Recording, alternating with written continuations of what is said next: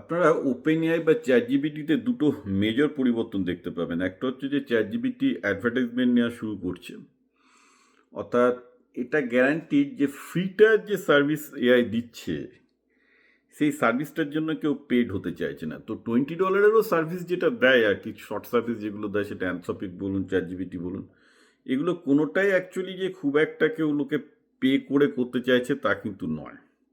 তো সুতরাং ওটা অ্যাডভার্টাইজমেন্ট সাপোর্টেড হয়ে যাচ্ছে। যেমন ধরুন ইউটিউবে তো আমরা প্রচুর ভালো ভালো ভিডিও দেখতে পাই, রাইট? অনেক ইউজফুল ভিডিও দেখতে পাই, কিন্তু ইউটিউব অ্যাড ছাড়া তো চলবে না। বাদে আমি ইউটিউবের জন্য আমি $10 পার মান্থ দিই, কারণ আমার অ্যাড দিয়ে ইউটিউব ভিডিও দেখতে অসুবিধা হয়।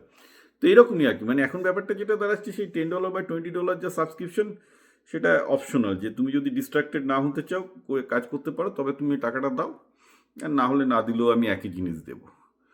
কিন্তু এআই ক্ষেত্রে যেটা দাঁড়াচ্ছে, যে যেগুলো B2C মডেল, অর্থাৎ কনজিউমার মডেল, যেগুলো মানে চ্যাট জিপিটি বা অ্যানথ্রপিক বা জেমিনি, সেগুলোর ক্ষেত্রে কিন্তু যেগুলো অ্যাকচুয়ালি ওদের টপ মডেল, মানে ওদের $200 মডেল, সেগুলো কিন্তু কাজে, কারণ সেগুলোর ক্ষেত্রে আমি যেটা বলছি, অনেক কিছু কাজ করা যায়। অর্থাৎ আমি ডেটা সায়েন্সের কাজ করি, বড় বড় উপন্যাস লেখার কাজ করতে পারি, বড় বড় ফাইন্যান্সিয়াল মডেল তৈরি করতে পারি। সবসময় আমি কাজগুলো করি, এবং আমি দেখছি যে ওটা বেসিক্যালি প্রচুর ডেটা দিচ্ছি করছে, ওগুলো অ্যাকচুয়ালি সস্তার মডেলে করা যায় না, বা কেউ যদি আইটি যে জন্য অ্যাডভান্সের জন্য প্রিপারেশন নিতে যায়, তাহলে ওগুলো লাগবে। তো এটা হচ্ছে একটা দিক, যে ফ্রি মডেলগুলো মোস্ট লাইকলি অ্যাডভার্টাইজমেন্ট সাপোর্টেড হয়ে যাচ্ছে, কারণ চ্যাট জিপিটিরও মোটে 2% বা 3% লোকে পয়সা দেয়, বাকি 97% লোক পয়সা দেয় না। চ্যাট জিপিটি প্রায় 1 বিলিয়ন ইউজার আছে, তার মধ্যে পয়সা দেয় হার্ডলি, আমি যা শুনেছি, মানে 5 থেকে 10 মিলিয়ন বা 10-20 মিলিয়ন মতো পয়সা দেয়, বাকিরা পয়সা দেয় না। তো তা করে তাদের $20 বিলিয়ন ইনকাম হয়ে গেছে। আর একটা জিনিস চ্যাট জিপিটির ক্ষেত্রে যেটা খুব ইন্টারেস্টিং আসছে, সেটা হচ্ছে যে হেলথ কেয়ার।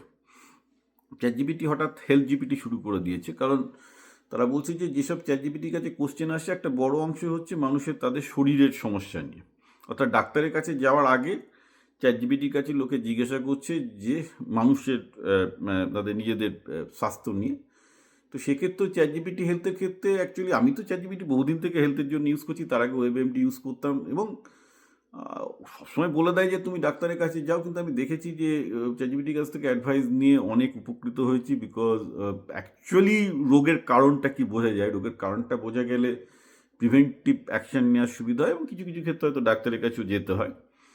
তো এখন প্রশ্ন হচ্ছে যে এইগুলো ডক্টরস ভিজিট কমিয়ে দেবে কি না। আমার মনে হয় নয়, তার কারণ আজকে মানে ইভেন চ্যাট জিপিটির আগে ওয়েবএমডি ছিল, এর আগে আমি ওয়েবএমডি থেকে, মানে আজ থেকে 10 বছর ধরে আমি নিজেই কিছু আমার প্রবলেম হলে আগে আমি ওয়েবএমডিতে সার্চ করে বুঝে নিই যে কী প্রবলেম হয়েছে। ডাক্তারের কাছে যদি কখনো কখনো যেতেও হয়, তার আগে আমি পুরো জেনে যাই যে কী কী প্রবলেম হতে পারে, কেন হতে পারে। এবং একটা জিনিস খেয়াল করেছি, যে অধিকাংশ ক্ষেত্রে প্রবলেমটা হচ্ছে লাইফস্টাইলের জন্য, যে যে যে খাবার দরকার, যে যে এক্সারসাইজ করার দরকার, সেগুলো করিনি। তো এইগুলো জিনিসগুলো অ্যাকচুয়ালি কিন্তু প্রিভেন্টেটিভ হেলথ যেটাকে বলে, সেগুলো কিন্তু আপনার চ্যাট জিপিটির থ্রুতে খুব ভালো করে জানতে পারবেন। তো যেহেতু চ্যাট জিপিটি এখন অ্যাডভার্টাইজমেন্ট সাপোর্টেড হয়ে যাবে, তারা হয়তো আরও ভালো টিয়ারের, বেটার টিয়ারের সার্ভিস আপনাদেরকে আরও ভালো করে দিতে পারবে। আশা করছি পৃথিবীটা খুব পজিটিভ দিকেই যাবে।